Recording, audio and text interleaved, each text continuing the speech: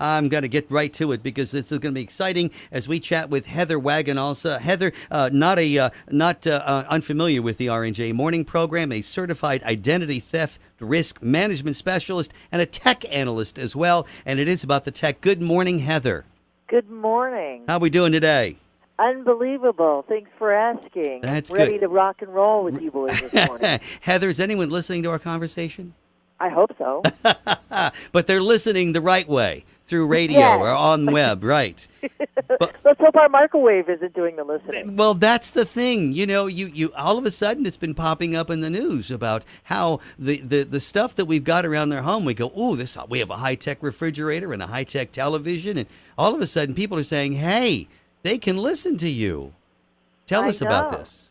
It's pretty scary if you think about it. And, this kind of plays into the bigger picture of how much we just relinquish control over our own lives for the sake of modern conveniences. Mm-hmm.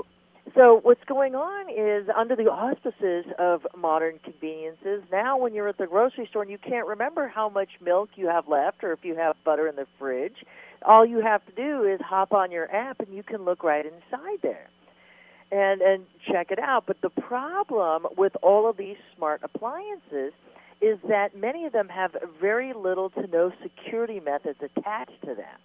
So anybody can hack into your personal system at home and get on your own personal network, or the appliances themselves are sending back data based on the information that they're obtaining, that you have granted them permission to do. Mm-hmm. That's fascinating. I mean, and again, what are some of the appliances that people that we need to be watching out for here? Well, we're talking smart TVs. We're talking these smart refrigerators, smart. What am I thinking of? Those communications devices that the Amazon Echo and yes, the other one that right. the kids have. Right. Mm-hmm. I'm not an Apple person, but right. but the devices that you talk to, because the Amazon one not too long ago, kids would be playing and talking about something that they wanted, and parents would all of a sudden being charged and shipped all these toys, not realizing that these kids were using keyword terms to order items off of the internet. Yeah. But they're also, if you look at the terms of service agreement, when you accept these terms, whether they're the privacy terms or whatever, it tells you what they're going to do. So this shouldn't be a surprise that we're getting spied on. Mm-hmm. But it is, because who has time to read all of that legal mumbo jumbo, right? Exactly. Yeah. That's it is. It's you're absolutely right there. And the fascinating thing is that, again, and I've had this experience to my detriment, unfortunately, of going in with one of the cell phone providers and assuming that the salesman told me everything. You sign on the dotted line, and I go back and say, "Wait a minute," and then he goes, "Well, you signed it," and of course I did, but I signed it based on what I was told, not what I read. And nobody wants to read that. They make it deliberately hard to read, don't they?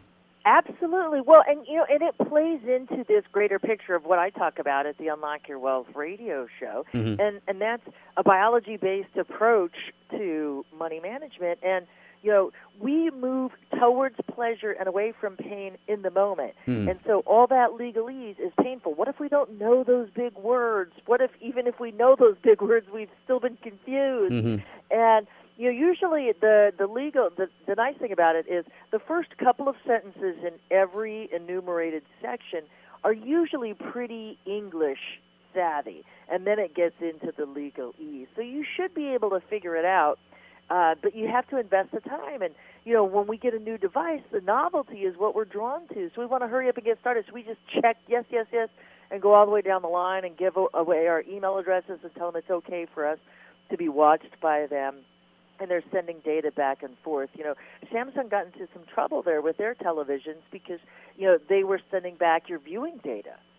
Exactly. We can determine a lot about a person based on their internet surfing habits, their viewing data, their appliance usage. I mean, if you think about it with their smart refrigerators, I mean, they're taking photographs and video inside of your refrigerator, so they know the products that you're buying. And they can create profiles based on that. Then you take your shopper VIP card at your grocery store, and people know more about you than you do. Yeah, and they know that your cottage cheese is expired. They know your cottage cheese is expired. Exactly. Yeah. You know, and they know what brand of cottage cheese you like to buy, and they know how often you go in the refrigerator for it. So if you've just broken up with your boyfriend and you're stuffing your face with all kinds of things that you shouldn't be eating, well, they're going to know that too. Now, it's interesting, Heather, because this is all done under the guise of marketing. So that the reach of the sellers know what it is that your lifestyle and then your neighbor and family members and whomever, and so they can more readily target you for advertising. But I guess the great danger is the fact that that information is then out there, and let's say the company that has been gathering this information, what if they suffer a security breach? Well, there you go. Yeah. I mean, you know, you could run the conspiracy theories ad nauseum. You know, if they're hacked, their data breach. I mean, you know, you've got email addresses to sign up. You've got potential home addresses for all of the warranty stuff. You know, I mean, they know a lot about you under the auspices of marketing, and that data has a price. I mean, it's very valuable to folks because, you know, depending on how they word an advertisement could make the difference in how many people sign up. Now, so I mean, just very briefly here, when people are concerned about the smart appliances in their home giving away too much information, are there things that we can do to protect ourselves? Well, this is the one thing that I do, and it seems to have worked so far. And I had to do this because of my blood glucose meter. You know, I am being proactive about my blood sugar levels because diabetes is in my family, and so I test. And then this latest one, I had a dumb one, but then, you know, they discontinued the strips for my dumb one, so I wound up having to get a smart one. And it requires you to sync to the cloud. Otherwise, it won't register your things. And so I'm a big fan of nom de plume. So make up a username and a profile and set up a free email address to somebody whom you're not. Yeah. And just make sure that you remember who the person is that you say you're going to be. And then that way, like, even if they do track you, they're tracking somebody else. They're not really tracking you. Right. Okay. So that's one way to do it. But, you know, unless you need your appliances connected to the Internet, half of them, I just won't accept the terms of service.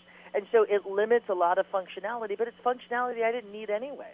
You got along with it before, so you got along without it, you know, so very good. Exactly. You know, I was tracking my blood sugar low tech anyway. Heather, and again, give us the website again. Where do people go to get more information on all this? For more information about identity theft, frauds, and scams, they should visit my website at moneycreditandyou.com for the latest in data breaches and all of that good stuff. And if they want to learn more about biology-based money management, they should visit unlockyourwealthradio.com. Heather, thank you so much. Fascinating, always talking to you. Thank you so much. Have a great day. You too. Make it a prosperous one. I will indeed. Thank you. Bye-bye.